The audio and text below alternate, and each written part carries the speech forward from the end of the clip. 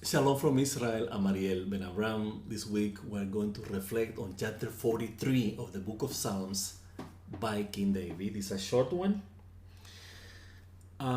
Begins with verse 1. Vindicate me, my God, and plead my cause against an unfaithful nation. It's interesting. We have said many times that our sages, some call it sages, some call it mystic sages, but our sages were mystic also. So anyway, when we say mystic, we're talking about when they tap on toe deeper meanings. They call nations, in other words, this Israel as God's nation, and then that the nations. They say that the nation, the rest of the nations, represents lower traits and trends in consciousness. So like in our consciousness we have higher consciousness, higher values, principles, feelings, emotions. And then we have lower emotions, lower instincts, lower passions, lower feelings. So in this case, the lower ones are equated to the nations. So we're talking about wrath, we're talking about arrogance, when we're talking about envy, when we're talking about lust, when we're talking about coveting, when we're talking about indolence and indifference, talking about 7 in this case, we're talking about the nations. So what is the idea? The idea is to either eradicate those negative trends, lower traits in consciousness, or subjugate them, dominate them, control them, make them tributaries to us. They will help us. They're not fighting us. They will help. So our arrogance, we eliminate it. But our wrath, this passion of this anger, this force that is intense in our case, we can focus in a different way against our enemies, for instance. So we're angry against evil, upset. We want to correct something that is wrong. We get upset for that. So it's not getting upset for getting upset. It's like channeling the wrath towards a solution to the problem. And then when we covet, then we start coveting goodness. We're not coveting for ego's fantasies and illusions. We covet goodness. We want it. So envy, no, we eradicate it. Coveting, greedy, it's good, but we have to be greedy for goodness. Then envy doesn't get anything. Envy is, I want that, but that's it. But coveting is like, I'm gonna go for it. So it's like this going for it, let's take this trend, this impulse toward goodness. Lust, the same thing. It's a lust for a body, legs, eyes. It's lust for being generous. It's desire to serve others. So instead of taking, giving. Of course, we have to have in order to give. So there's a lot of work to do before giving. But again, that's the idea. So when David is saying, please God, vindicate me and plead my cause against an unfaithful nation, talking about this is a negative trait in consciousness. This is a negative tendency. This is a negative trait. This is a nation that is an enemy of mine. Doesn't let me live. It's a threat to my kingdom. It's a threat to my goodness. It's a threat to my principles. Okay? Rescue me from those who are deceitful and wicked. See, David doesn't want to associate his consciousness to something negative and evil. Very simple. And he's asking God, help me, because hey, I'm afraid of arrogance, I'm afraid of coveting, I'm afraid of lust, I'm afraid of wrath. This is not faithful to goodness. These qualities are not faithful. They don't belong to goodness. They are far from love's ways and attributes. They belong to the realm of ego's negative fantasies and illusions out of feelings or beliefs of lack. That threaten my true essence and identity, which is my goodness, which is the principle that I need to make prevail in my life as the leading ethical and a spiritual force to lead my life. Goodness. So it's like, keep me away from those qualities. And at the same time, in the concrete way, like concrete talking about the way it reflects in the material world, our enemies.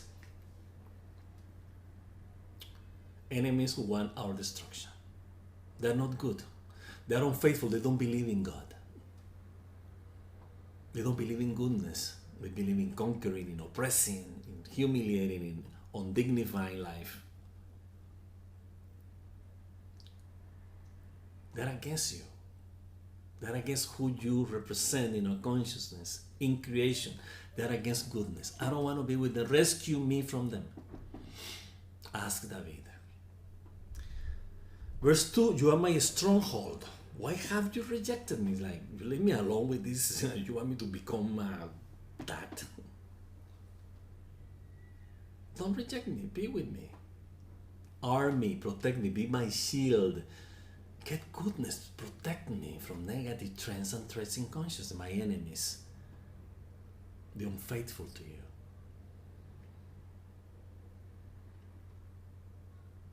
Why must I go about mourning? Die like that person. Oppressed by the enemy. It's like, I don't want to live oppressed by these negative things. I want to be living a life fulfilled by goodness in every aspect of consciousness, every dimension. Thoughts, mind, emotions, feelings, what I say and what I do, and even my passions and my instincts, all of it.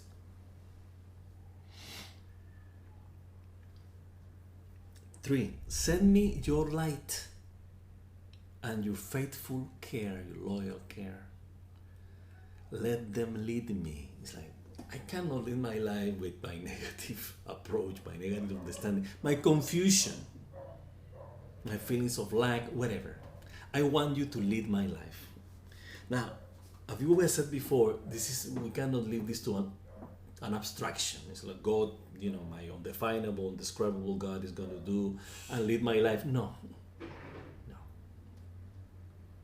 We're not talking about that. We're talking about what God represents in our consciousness. Nothing abstract, something very concrete, which is goodness. That's it. As simple as that. That's the light, that God's light. It's not like a beam of light that is going to go over. No, we're talking about goodness. That's light. That's what we fight darkness with goodness. So this is an abstract light, something very concrete in our consciousness, represented by the metaphor of light. And your faithful care. It's like God is faithful with His caring for His creation. We're cared from Him. We're sustained by Him. He's with us. He's sustaining us. The proof of that is the air that we breathe. But above all, we have to be aware of the goodness that is behind this air that we breathe. So we breathe. Let's breathe the goodness of God. It's there, it's in the air. It's good enough to keep us alive. Let them lead me. Let them bring me to your holy mountain, to the place where you dwell. David is saying, as elevate my consciousness to this high place. That is this temple, the temple of Jerusalem, where I establish, I make true, real, my bonding with you. So they were bonding with God in this high place, the holy mountain, which represents our connection, our permanent connection with God. So that's what David wants to be brought to by God. The place where you dwell, God's dwell. In this goodness. That's his house. That's where we join him. And that's our common bond with him. As we have said many times. And David is obviously repeating it here. For when I will go to the altar of God, to God, my joy and my delight, I will praise you with the lyre, with the harp, O God, my God. See, like I want to bond with you in happiness. This sounds music. The altar of God to God, my joy and my delight, I will praise you with the harp, O God, my God. It's musical.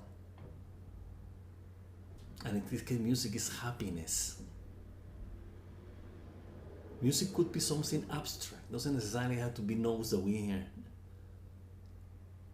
It's like this cadence, this movement, this flow, this harmonic flow, this rhythmic flow, this melodic flow of the happiness we experience while sitting, dwelling in the house of God, in the goodness that He is in our consciousness. And again, we repeat, the goodness, our common bond with Him. That's how we bond with God, through goodness. So when we do a good action, we feel this joy, this satisfaction. We're bonding with God. So the temple is the constant, the permanent awareness of our connection with God. Yes, it's represented by a place, a specific place called the Temple of Jerusalem. Yes, of course, we need it. That's the material expression of it. We have to build that connection within us. Then when it's fully rebuilt, then we will see reflected in the temple. So we have to build the temple also, simultaneously. So we bond with God, then we have to build the temple, remove what is there that is not necessary, that represents destruction and disconnection and disunion and conflict. Remove that and build the temple. This permanent awareness of our connection with God. So that's why David is being specific. Since this is in this place, there I will praise you, playing music. It's like really special kind of enjoyment. Verse 5 and last of this chapter 43. Why, my soul, are you downcast, like the previous chapter? Why so disturbed within me? Put your hope in God, for I will yet praise Him, my Redeemer and my God. Now, what is hoping? Put my hope.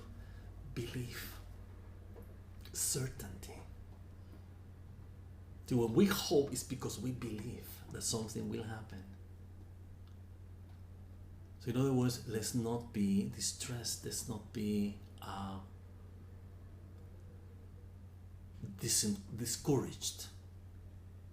We know that God is with us because we come from Him. He sustains us.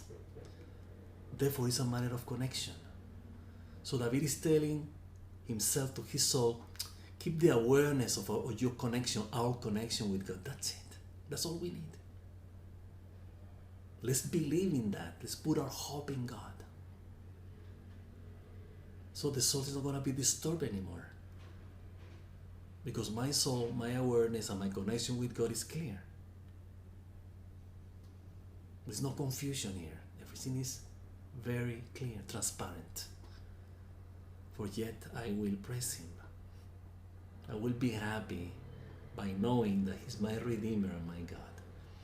Now, David is putting this in the context of redemption. It's like nothing negative will be. It will be us and God, and there's no negative there. Nothing. That's our redemption. Our complete, full, total redemption. When we are in the full awareness that goodness is always with us and will be always forever with us. And then we put aside everything that we don't need, everything that is between us and God. That's our redemption. That's our final redemption. So with these words, we finish our reflections on chapter 43 of the book of Psalms, only 5 verses, but full of meaning and full of this invitation for us to become aware that we bond with God through goodness, of our common bond with Him, today and forever. So, we end for today. We wish you, as usual, an abundantly blessed week. Shabbat Shalom. And until next time.